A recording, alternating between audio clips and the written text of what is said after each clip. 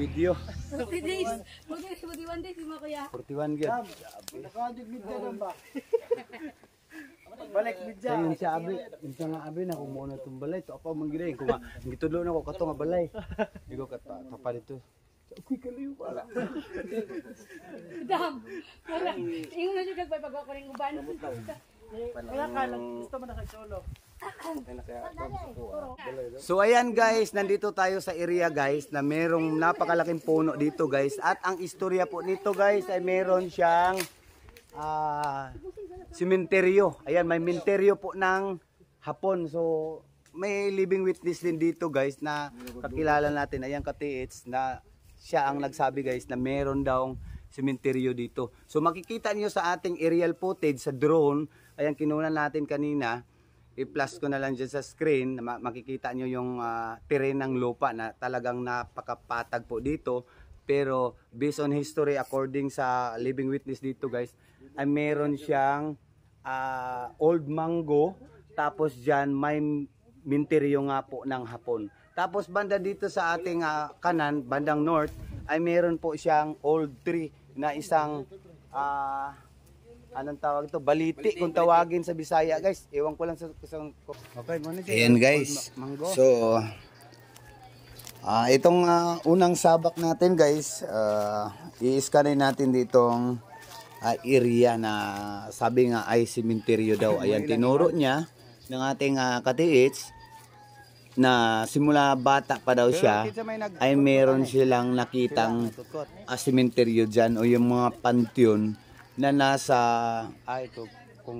maliit na bundok lang. So itong area guys, kapatagan ito guys, at saka palayan.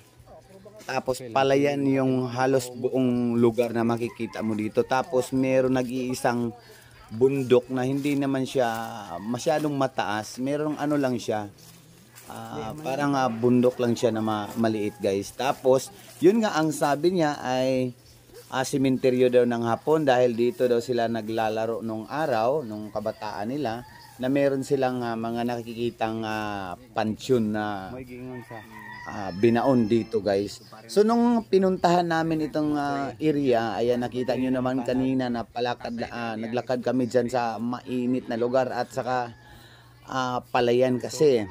Tapos itong sementeryo nga ay balot na ng damo at kahoy guys. So tinuro niya sa akin na dito daw banda merong mga malalaking puno dito na guys na kung tawagin sa Bisaya ay buli. Ewan ko lang kung ano sa Tagalog yan. Pasensya na po sa mga Tagalog na viewers. Buli po yan sa Bisaya guys.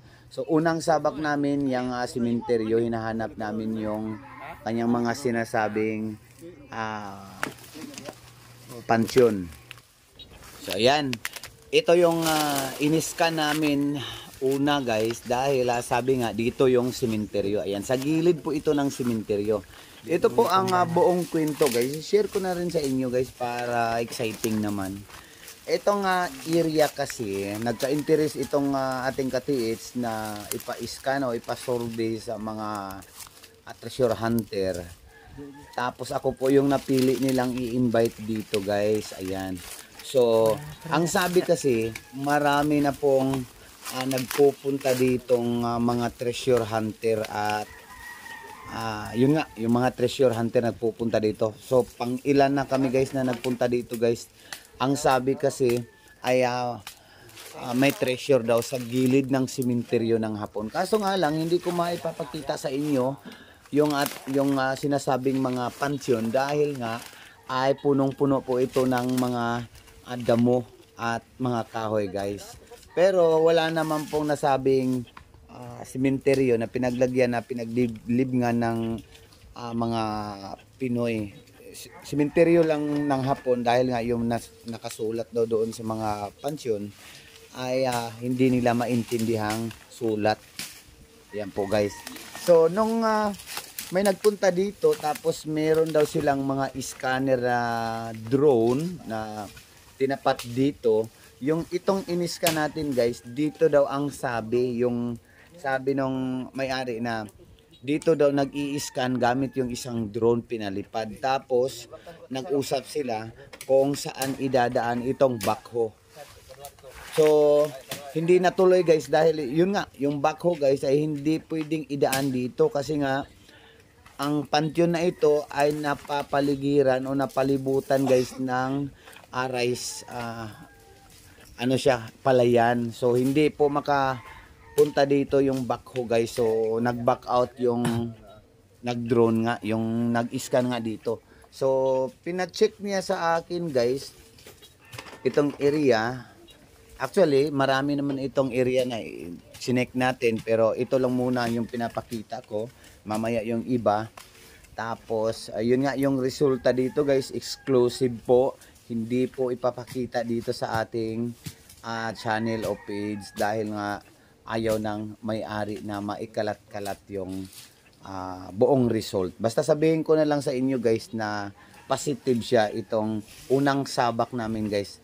Tinuro naman ito ng isang treasure hunter na dito daw yung malaking kayamanan. So meron pang iba pa guys na sa lugar na ito. Pero yun nga, yung may-ari ayaw niyang ibenta, ayaw niyang ipa-digging ng ibang treasure hunter. Ayan. So tinignan na namin yung result guys. Tapos ito yung buli nga, yung kahoy na buli na hindi ko alam yung Tagalog guys. Pero dito ang sementeryo ng Hapon. Ayan po guys. Ayan guys, so itong pangalawang site na pinuntahan din namin ay ito'y napakaganda din dahil nga sa tuktok ito ng bundok, napakatuktok po ito ng bundok. Tapos guys, meron siya naka-triangle position na bato at yung kawayan mismo sa naka-triangle na bato ay naka-triangle din. So talagang doble siya kung titignan natin, doble yung marker dito guys, yung mga pointer kasi nga naka-triangle yung bato tapos naka-triangle din yung kawayan. So syempre una ay iisipin ng mga treasure hunter na nasa gitna ng triangulation of a tree yung treasure. Pero ito guys, iniskan natin ang buong paligid muna, hindi lang muna yung hindi diretso po doon sa naka-triangle position.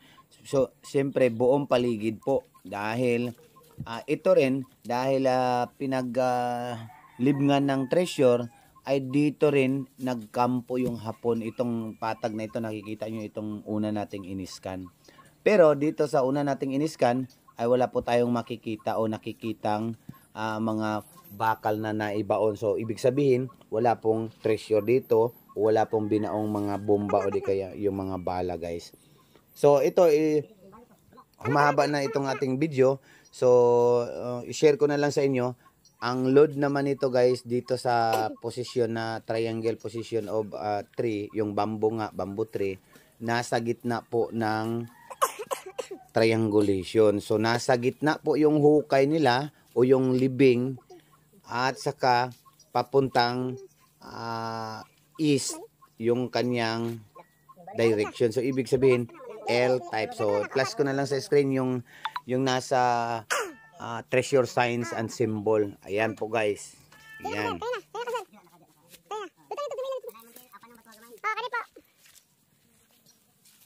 So yan, so good luck na lang po sa may-ari dyan at saka yung financier dyan. So nagpapatulong lang naman sila sa akin kung para i-confirm yung target. So na-confirm at na-target naman nila na nasa gitna po ng malaking punong bamboo, yung old bamboo guys. So sabihin ko na sa inyo guys, kahit na ano pang sabihin nyo dito guys, pang ano ako dito guys, pang 60 person na treasure hunter na pumunta dito guys. Kahit na ano pa sabihin nyo, basta yun ang sabi ng may-ari.